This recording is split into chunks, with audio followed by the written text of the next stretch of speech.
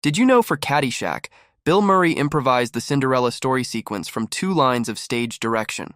Director Harold Ramis simply asked Murray to imagine himself announcing his own fantasy sports moment. Murray simply asked for 4 rows of chrysanthemums and did the scene. 2. Carl Spackler was originally a silent character in the script, in the manner of Harpo Marx, but after Bill Murray was cast, Harold Ramis encouraged Murray to speak and improvise. 3. Cindy Morgan was furious at Chevy Chase during their scene in his cabana due to the fact that he was improvising more than she had anticipated and didn't tell her ahead of time. This made her uncomfortable, which can be seen clearly in the oil massage scene. 4.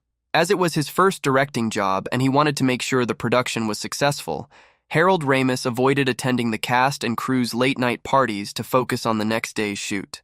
However, when filming wrapped, Ramis went to the wrap party and partied so heavily and early into the party that he had to be carried back to his hotel room. Did you know for Scent of a Woman, Al Pacino originally turned down the lead, and Jack Nicholson, Harrison Ford, Dustin Hoffman, and Joe Pesci were considered? On his agent's advice, Pacino reluctantly accepted the part. He later gave his agent credit on Inside the Actors Studio for making him reconsider taking his Oscar-winning role. 2.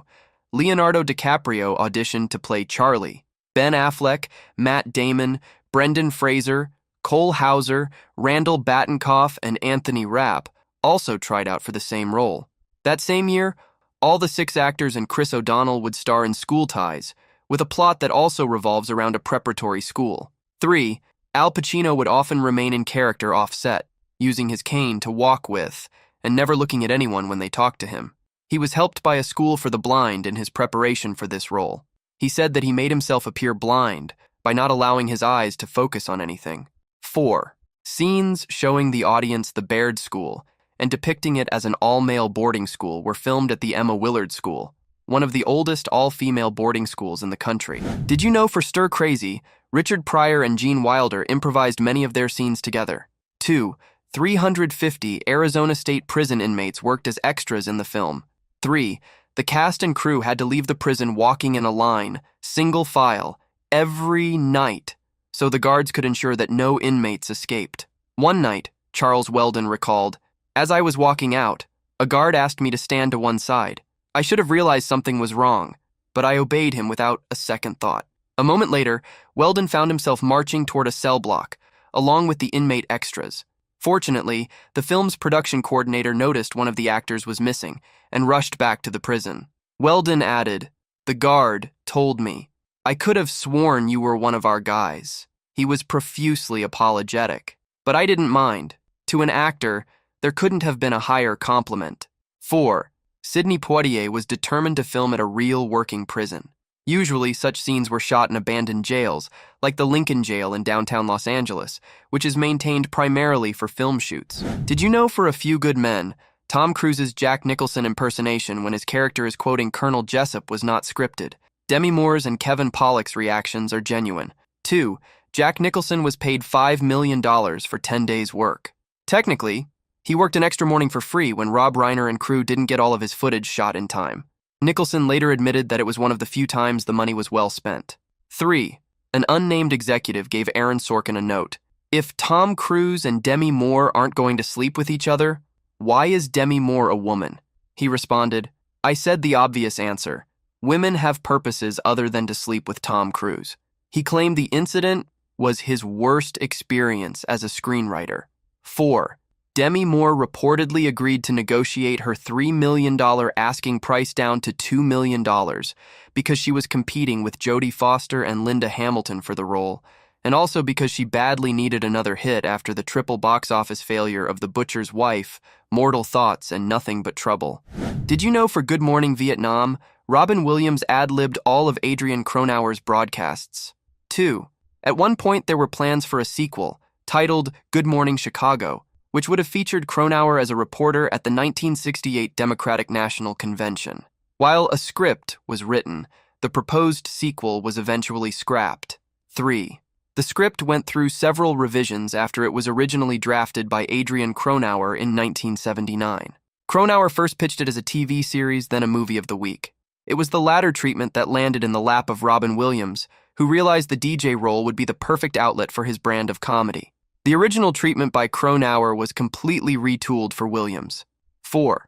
The film was mostly shot in Bangkok, Thailand, and at the time, several hundred male students from the International School of Bangkok were recruited as extras to perform in the multitude of shots showing American GIs throughout the film. As a courtesy, Robin Williams actually came to ISB and put on a stand-up routine for all students in the 10th grade and above. Did you know for The Land Before Time, throughout production, the film underwent severe cutting and editing of footage? Steven Spielberg and George Lucas thought that some scenes in the movie would appear too dark and intense for young children. Spielberg told Don Bluth, while looking at the scenes from the film, "It's too scary. We'll have kids crying in the lobby and many angry parents.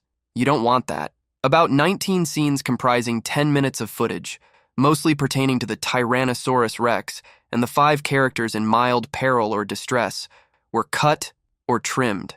Bluth was unhappy with the cuts and fought to keep the footage, but felt like he had to do so, making this film only 69 minutes, one of his shortest. He claims to have a personal copy of the film reel with the whole thing, though no word on whether or not it will ever see the light of day.